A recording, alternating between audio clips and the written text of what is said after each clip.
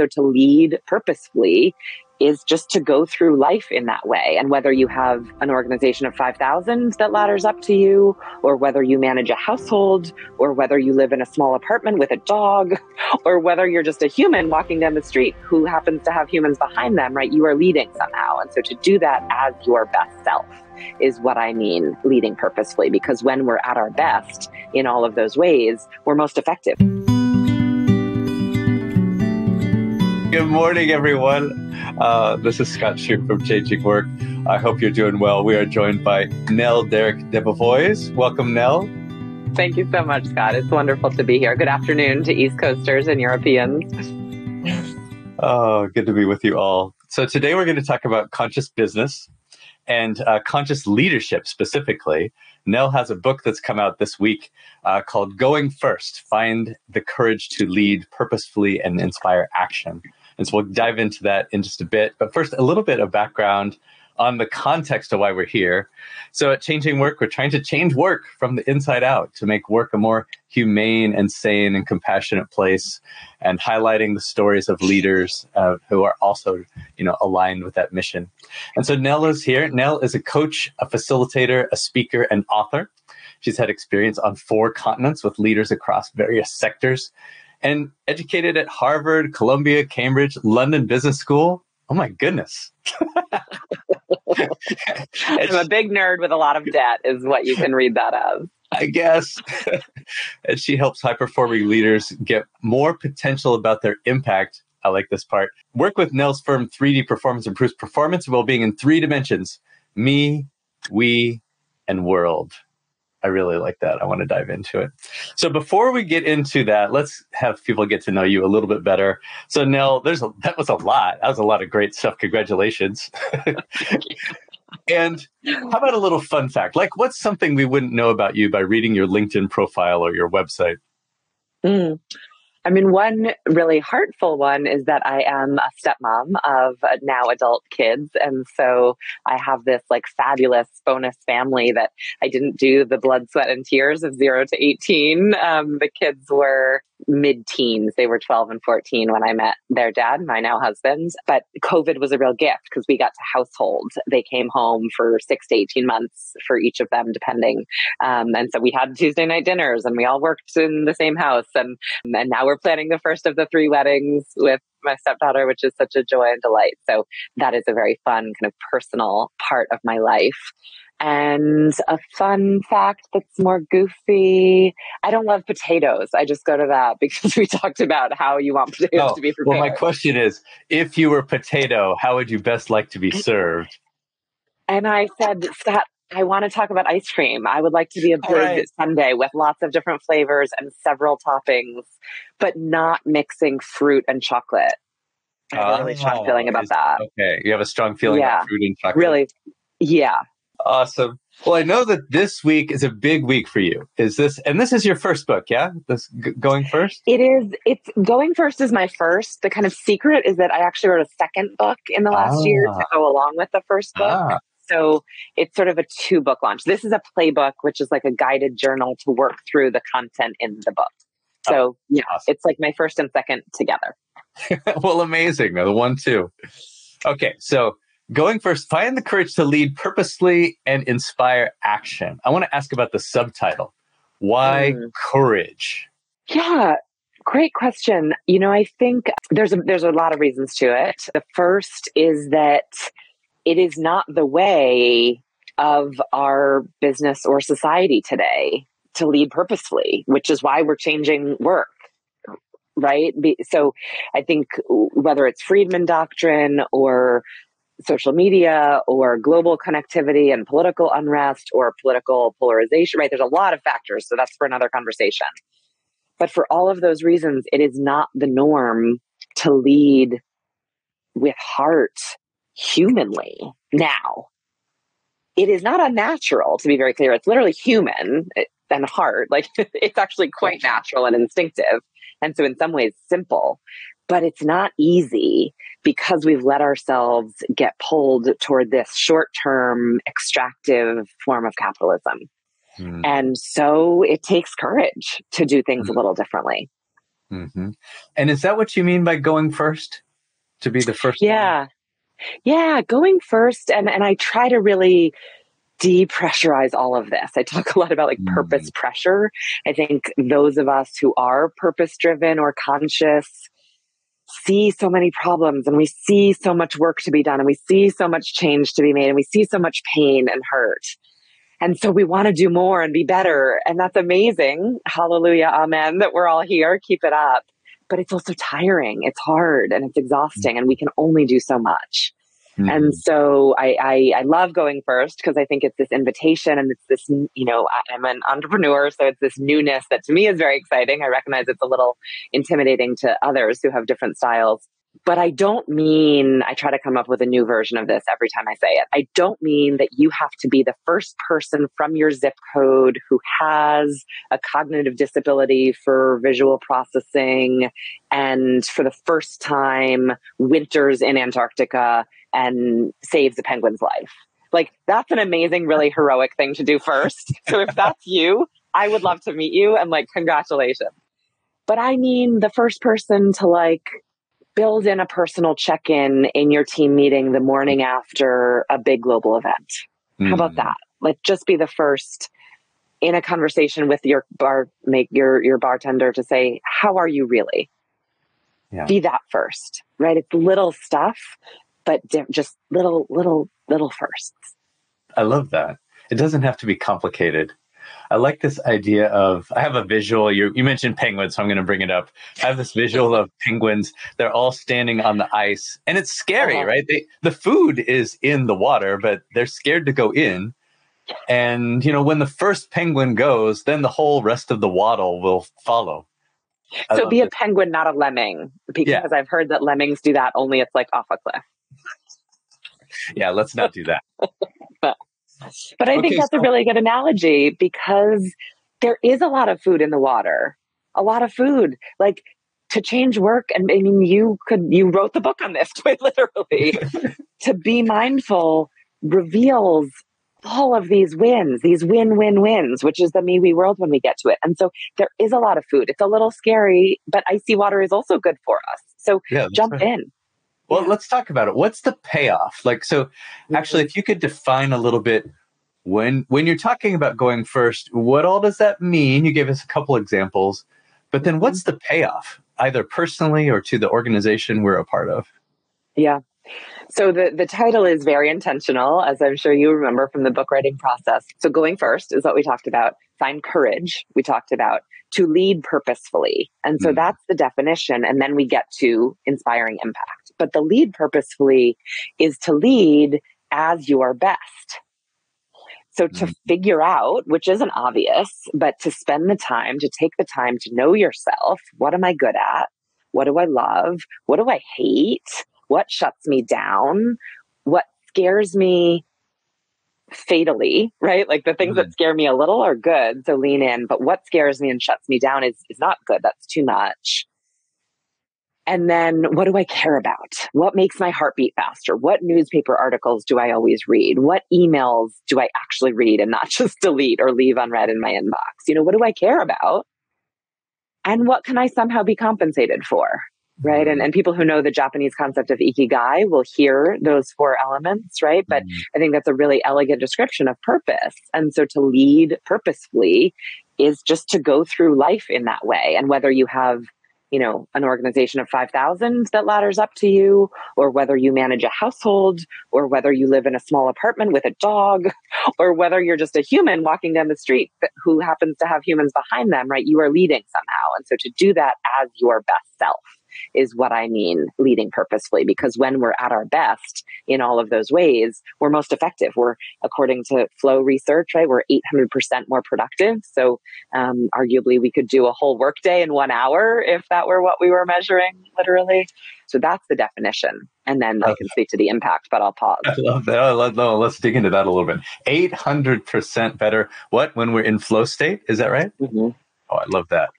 Okay. So let's say I'm a leader. I'm listening to this. I'm like, well, this sounds great, but what does it mean? What do I actually do? What are the practices? So the first piece is the learning of it, right? Is the self-awareness. And that never stops. Like that's an ongoing lifelong process. And so that's about, I really do believe that there has to be some kind of mindfulness practice, speaking to the converted. And that can look like anything, right? There's a ton of versions of meditation. There's running, there's cooking, there's cuddling a dog's belly, whatever it is. But there are some things that have been studied more than others that prove, that they can get our neurons into a place where they see and learn. And so that's really, I think that's just a non-negotiable. You have to get quiet somehow. Yeah. Yeah. And then you have to learn. And so that might look like coaching. It might look like journaling. There's obviously a million assessments. Some I think are more effective and helpful than others. And it's just observation and reflection, feedback, from folks. And then kind of it's just doing that. So I don't know what it looks like for you, right? For some people, that's kind of monastic writer life, putting great ideas out there. For other people, it's just being a people leader and helping other people be their best and process stress. There's all kinds of different flavors, but I think the important pieces are get mindful and then learn and learn and learn and relearn and pivot and experiment with what is my best. I love it. Said from the woman who went to 27 top schools. Tuition is optional. I chose the easy way out, the easy, expensive way out, but there are lots of other great things. I talked to somebody yesterday who knows you from Inner MBA. So there's a great example of another fabulous place to learn. Exactly. So this week I ran a poll on LinkedIn. I asked which of the following is most important for a leader. And I'll get your opinion, then I'll share the results. Self-awareness, awareness of others, taking responsibility, or expressing appreciation. I voted. I hope my vote was winning when I voted for self-awareness. Yeah. And I agree. And tell me why you think that's most important. Because it all starts here, right? And so one of my favoriteest teachers and mentors is Reverend Angel Kyoto Williams, who's just a beautiful thinker and writer.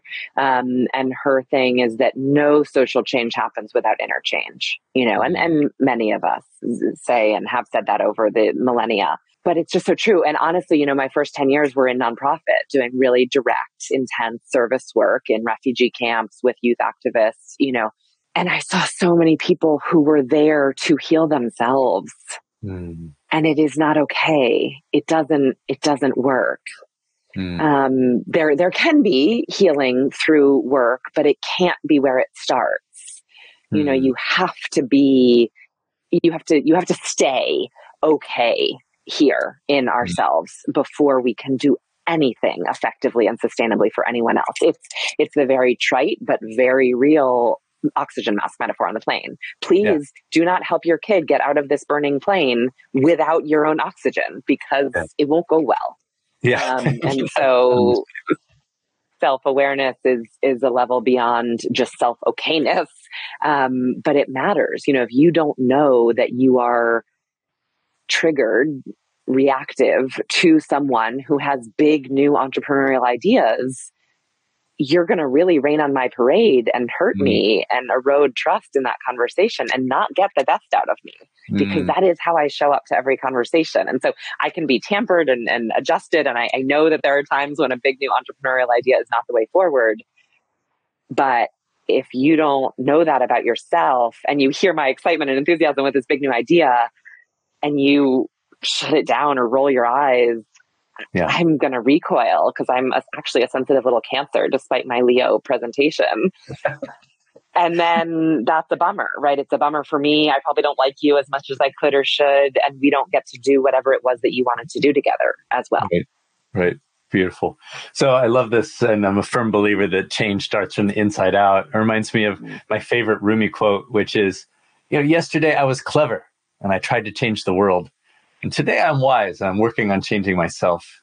So it all starts from the inside out. So then, so if a leader's job is this self-awareness and learning and understanding and essentially doing the work on ourselves, think about pitching this into a company with leaders, right? Like, what's in it for the company? What's in it for the people that this person will lead? I have to add a footnote, because I realized I knew there were three. There's always three. And the third piece that I left out, so mindfulness, presence, self-awareness, the piece I left out is intention. which I think could be a substitute for purpose, really. And it's just so now that I know all this, I have to be really intentional when I show up with you, because there's going to be flyers, right? There's going to be a deadline. There's going to be a jerk. There's going to be somebody who's in a bad space who didn't do their mindfulness. So the intention piece is really important. And then the impact is three-dimensional, right? And so it's me and it's we and it's world. Since we're pitching a company, I'll start with the we, because that's where we tend to operate, right? It's our bottom line and our innovation and our market share. And I agree, right? I have 2 MBAs, so I get it. These metrics are very important and they make the world go around. And I support that deeply. I think business is a really good thing for the world when done thoughtfully, intentionally. And so in the we dimension, when leaders show up this way, it's all of the things. It's product innovation. Show me an innovation team that isn't mindful or intentional and is coming up with great products. It can't happen. I mean, a fabulous quick story from a very intentional leader at Lisa, which was a B Corp. They haven't recertified, but very deeply purpose-driven company. And they, during COVID, were like, whoa, what can we do? I mean, first of all, the shops that sold our products have shuttered for however long, so that's not happening. But what can we do? They innovated a product for hospitals, a hospital mattress for people with respiratory difficulty, a pillow to go along with it to set this up. And they brought that product from concept, whiteboard brainstorm, to the hospital bed frame in, I think it was like 52 days. Whatever it was, the important part is that it was 1/6 of their historical idea to market timeline. Wow. So the next product that they had in their pipeline got developed in, not quite 1/6, but 1/4 of the time as soon as shops reopened. And so the purpose, it drives all of those top line business things as well as bottom line, because it makes people, when people show up to a more intentional manager or leader, they don't quit, right? We know that people quit managers, not jobs. All the research is very clear. And so you reduce turnover, you build trust, which leads back to innovation, creativity, empathy and inclusion in the team. I really do think it's a little bit of a silver bullet. And I don't debate that things are complicated and markets are, in turmoil, and interest rates are difficult to predict. And, supply chain, there's all kinds of real obstacles out there. And if there were one thing that you could do to grease the wheels and make this all go a little bit better, it would be having your leaders get purposeful in this way. I'm thinking about companies where the purpose is a little bit harder, right? So if we're building hospital beds, that's pretty easy to get around if a leader can connect the dots to the change that's going to happen in the world. Yeah. But what if you worked at a manufacturing company where you were making, pick a product, whatever, soda or footballs or whatever? Like, how do you coach them into connecting the dots for employees around purpose? Yeah. So that becomes the world piece, right? So what I talk to is the we. In the world piece, I have a very broad tent here. So the other framework in my book is the spectrum of impact. So we have the spheres of impact in our lives, but then externally we have the spectrum. So after 10 years of working in the nonprofit sector, I realized this is incredible and important and valuable, but it's 7% of GDP, and it's only urgent frontline problems that people who need a solution can't pay for. But you need to zoom out. And so we need soda makers. There's a little asterisk here, right? Because it's what kind of soda? Is it the soda that is creating childhood diabetes? Because then we have a little bit of a tobacco or firearms problem. And so we need to talk about that. But, is it a factory that's making healthy and delicious soda? Great. We need that. We need lawyers. We need shoemakers and air conditioner repair people, right? We need all of these things in the economy to do it well. So that's one piece. And so first we need to make the we right in this way, so that for those people who are working for all of these companies, it's a dignified, healthy, fair relationship as we want to change work to be. Now, in the world thing, if you are making a thing for the world that has value, and that can be essential, they can sleep in the hospital safely, fine, but it can also enhance joy and facilitate gathering. We work with Smucker, which is sort of a factory that makes soda, only it's coffee and sandwiches and peanut butter and pet treats. And so is that the deep mental health frontline work that I was doing in Palestine and refugee camps? It is a far cry. but actually I am much more on purpose because it's much more aligned with where I've come to learn I am best and operate, because these people have healthy jobs in that we way. For the most part, the company's obviously not perfect, but they're doing a lot towards that. And they're producing these relatively healthy, and we could debate that, but relatively healthy, mass produced, affordable, really efficient and easy lunches for moms and parents to pack their kids to take to school. Mm-hmm. That's pretty important.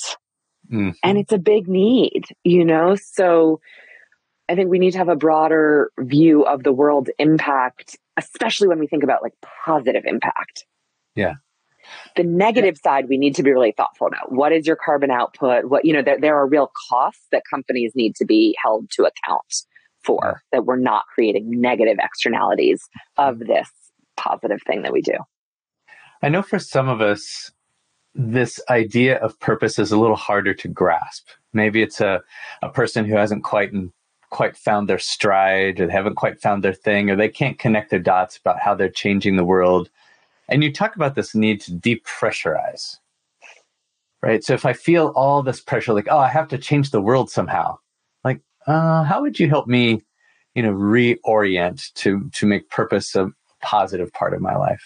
Yeah, I think that's where, again, I would really suggest almost the synonym of intention. Again, we're biologically wired to contribute to something bigger than us. We wouldn't have survived Darwinism if we didn't, right? And so whether it's getting the bison back to the community to be nourished and have a hide to stay warm in the winter, fine. So, and I work with people on this who aren't, don't have a cause or an impacty purpose that they think about. Like, I care about hunger. I care about the Amazon, these things that we kind of romanticize as being better or more worthy. Yeah. And so it's about raising a healthy family. I had a beautiful purpose statement from somebody in a Smucker program that we ran, which was about spotlighting the extraordinary in daily life to spread love and joy. Fabulous.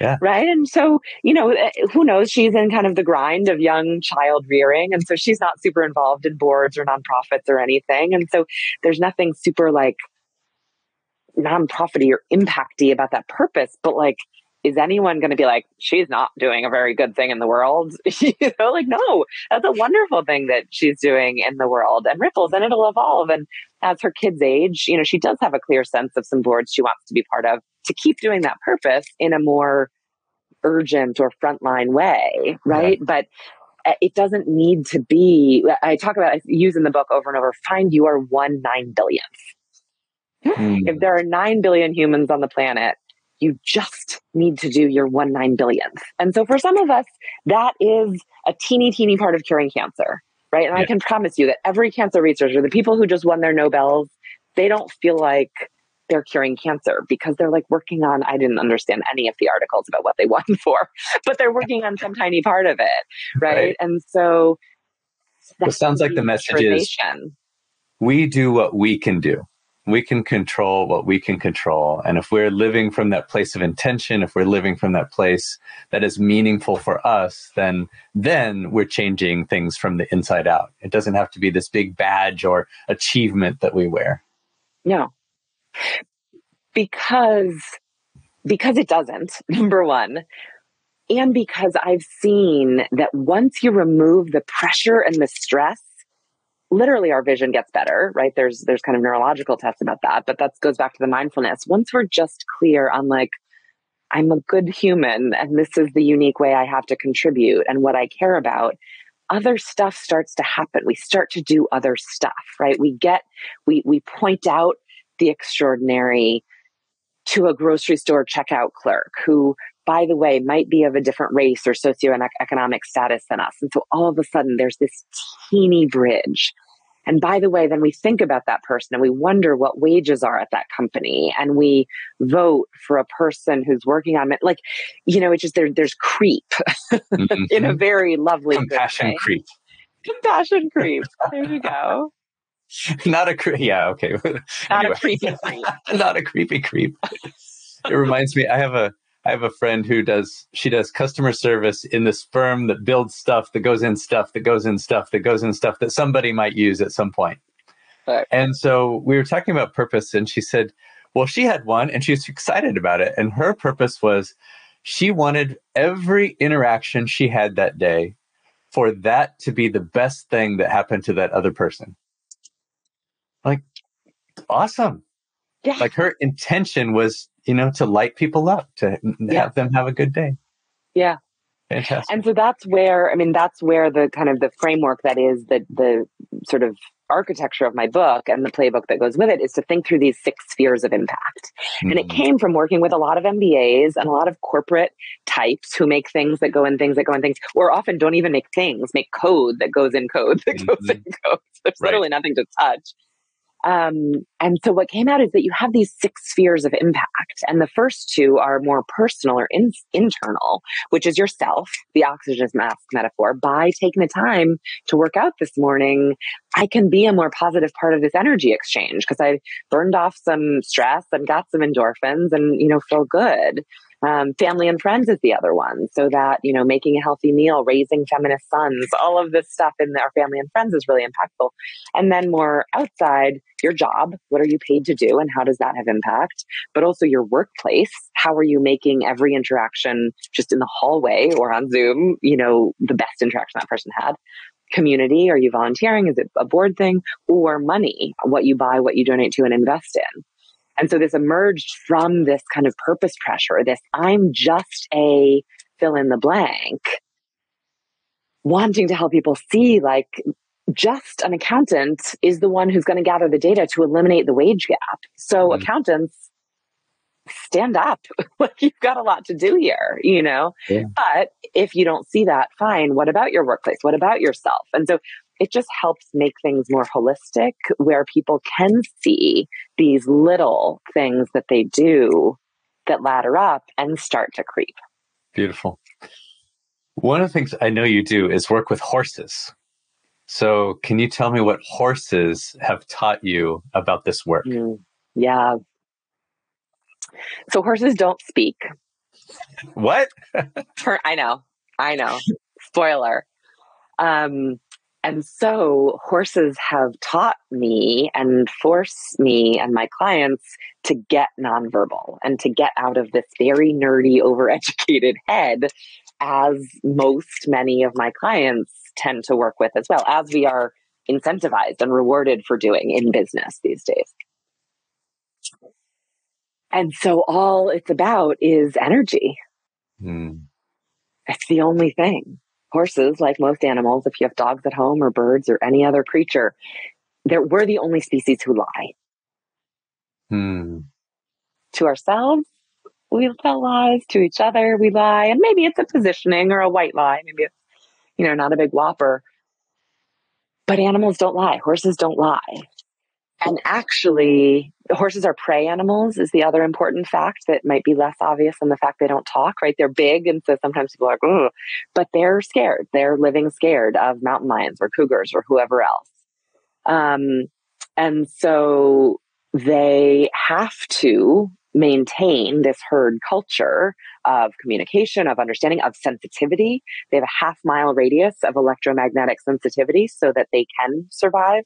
And so when we show up as humans with energy, they can't talk to us and react, but they know, they feel our energy. And so they do react and they do communicate.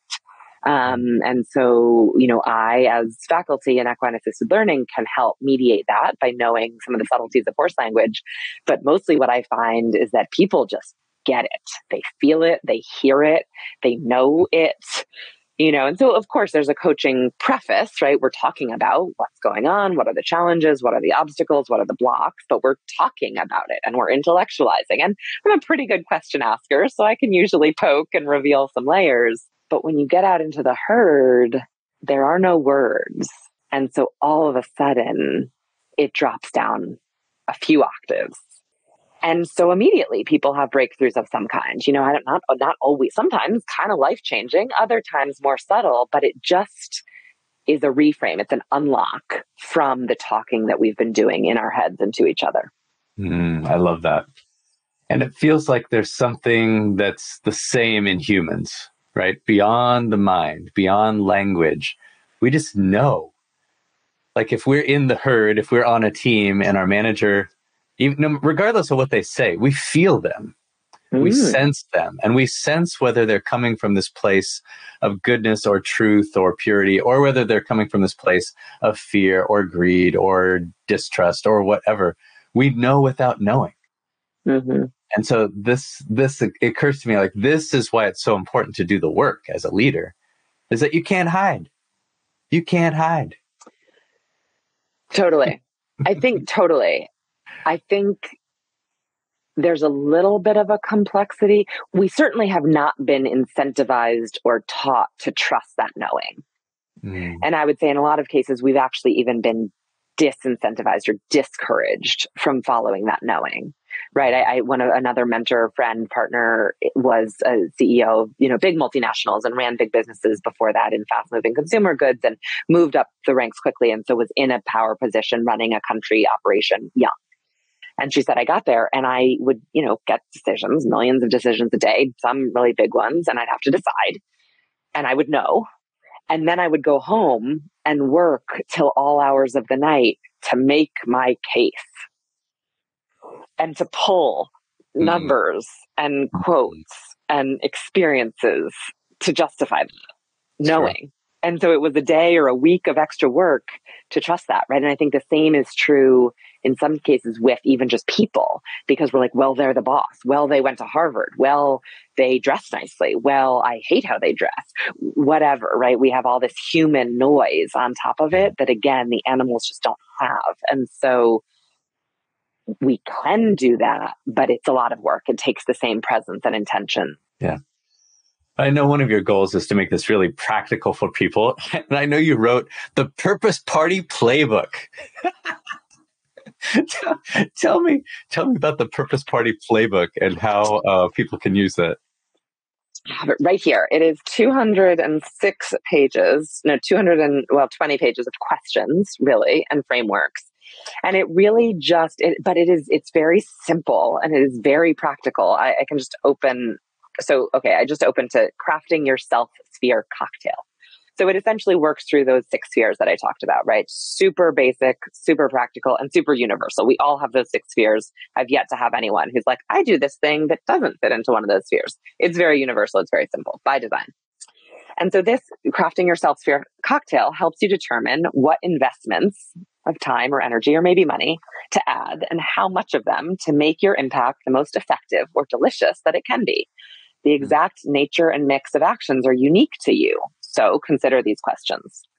What are the things that you know help you stay well, physically, intellectually, emotionally, spiritually? What are things you suspect might help that you'd like to try? How will you track these activities? So it is not rocket science. Yeah.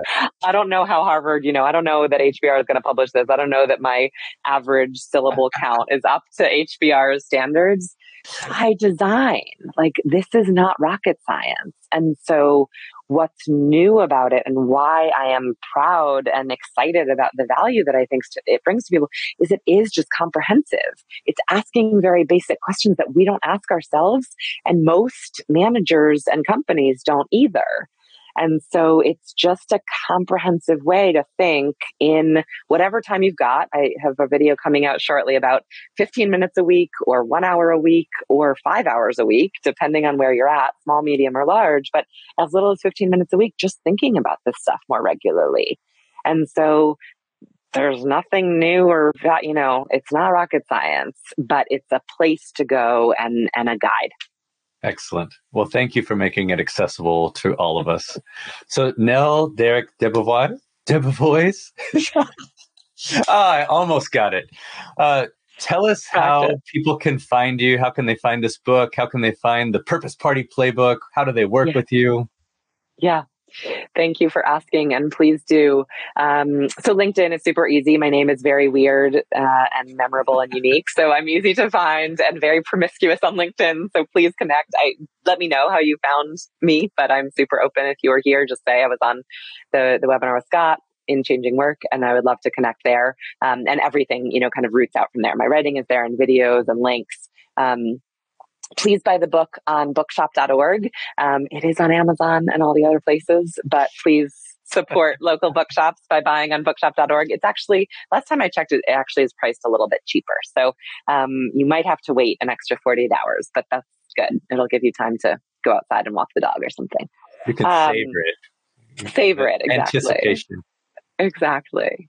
And then, so 3dperformancegroup.com is my website that has more meat about the work, and 2 invites that I'll extend to this group, and I'll include them on the Changing Work platform as well. Not totally public, but for this community, very much invited. I'm doing 2 events in November that are sort of behind the scenes, like experiential looks at the work. One with Kelly, my mentor in equine assisted learning with Equus Inspired, where I'm faculty. We will not have a horse in the room, but we'll have a lot of horse wisdom, and we will talk about, I've done sessions for her and she has done sessions for me. And so there'll be some like real time live coaching. And so you can really like see what that and hear what that looks like. So that's one, and that talks more about the individual coaching. And then I'll do a second with a client who also has done the equine assisted learning work with me, but we'll be talking more about the work I do with her company and an assessment that we use, and the work on kind of optimizing energy for collaboration and avoiding burnout and all of those good things that so many companies are needing these days. So yeah, stay tuned. Those both come up in November. Beautiful. Thank you, Nell. Thank you so much for being with us today. And friends at home, thank you for joining us. And go out there and be ambassadors for compassion. Thanks, Yeah, Nell. thank you, Scott. So glad to be here. Appreciate it. Take care. Bye-bye.